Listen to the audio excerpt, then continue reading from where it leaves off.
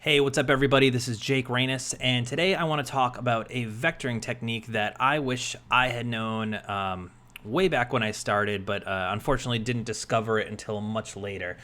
And the trouble came about when I was trying to vectorize my sketches, and I was constantly pulling my handles and my Bezier curves back and forth, just trying to get my vectors to line up with my shapes. And the answer was something that I've seen a lot of professional lettering artists do, but didn't realize it till way later. And that is what I like to call the 0 degree 90 degree rule. And this is certainly not something I invented, but that's just kind of what I call it. And what that means is when you are tracing a letter form, or rather when you're tracing anything really, you can have a lot more control over your shapes if you use a 0 degree or a 90 degree handle.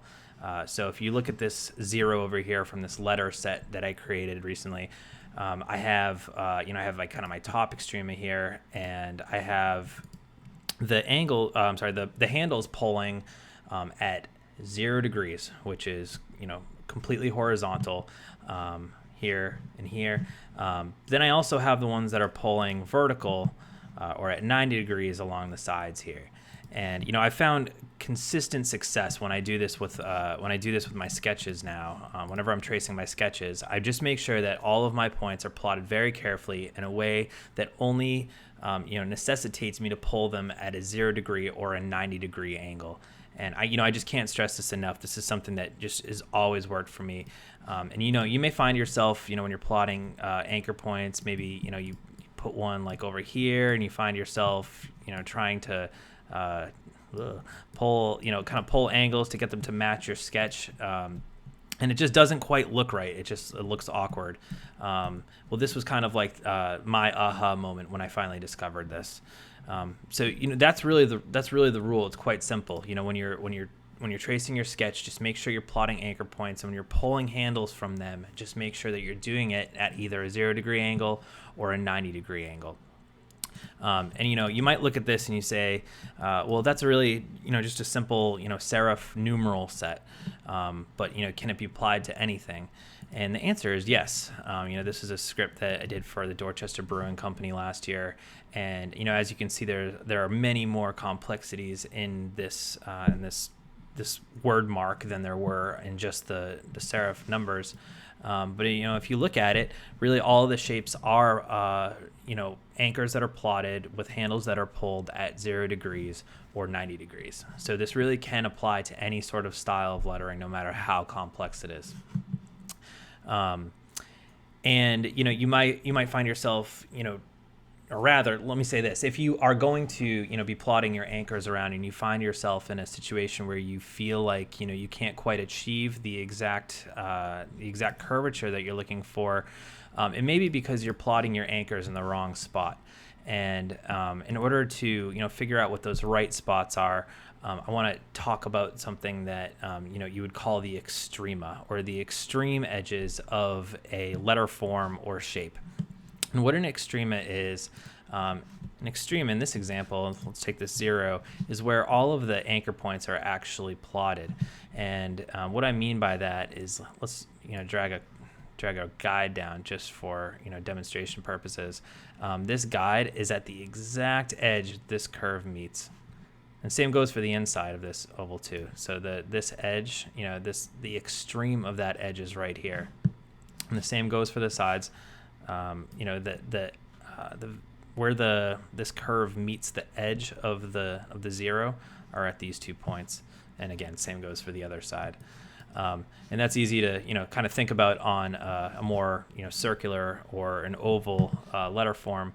But if you look at something like this, it's really the same thing no matter what shape you take. So the trick is really to find the extrema, and that is where you want to place your points. And another thing that might help, just one last thing, is if you find yourself still having issues finding the right places to put your anchors, maybe think about how many anchors you actually have. And just as a good demonstration, this is kind of the demonstration that was shown to me that finally clicked, is like if you take a circle, just a shape tool in Illustrator. You draw a circle, and then you look at the points that are on it. You have 4 extremas, right? So you have the right, the left, the top, and the bottom. So Illustrator just out of the box comes with 4 points. So that's the same thing that I've drawn here. But you can actually achieve the exact same thing with just 2 points, and I've drawn that here. So what I did is I actually just, I took the pen minus tool, and I got rid of these, and then you can actually achieve the exact same things. I'm just kind of eyeballing it here, but you can, if you pull the just these 2 points, these handles out, and you make them match, you can actually create a circle with less points. So the kind of golden takeaway here is that the less points you have, the easier it is to manipulate your vector, because you don't want to be fighting against a whole lot of points, because every single point in a vector shape needs to rely on the other anchor points that it's adjacent to. So that's just something to keep in mind. Less is more. That's really the takeaway, is less is more. And then just one other thing I want to talk about is, I was asked this question recently, is like, if you take this shape, this is back to the numeral set. I've created this number 8 through these 2 ovals, and they're using the 0 degree, 90 degree technique. And eventually, when you finish up your vectors, what you're going to want to do is you're going to want to flatten them so that they're all one united shape. So you use the Pathfinder tool. So what I'm going to do is just to compare them. Duplicate this. I'm going to select both of these shapes, and I'm going to use the Pathfinder Unite tool to put them together into one shape. So when I select this shape, you'll notice that Illustrator, when it combined these 2 shapes, it gives you these kind of angles that you didn't necessarily put there, and that's okay. You can completely ignore those. I just wanted to point it out, for demonstration purposes. Yes, when Illustrator combines them, Illustrator doesn't follow the rule, but that's okay, because when you do combine them, Illustrator has, is honoring all of the mathematical vector, calculations that you have achieved in drawing your own vector forms. So you can completely ignore it. Just something I wanted to point out. So that's it for today. I hope this technique helps you as much as it helped me. Again, I wish I had learned it much sooner. And so hopefully there's a takeaway here for you.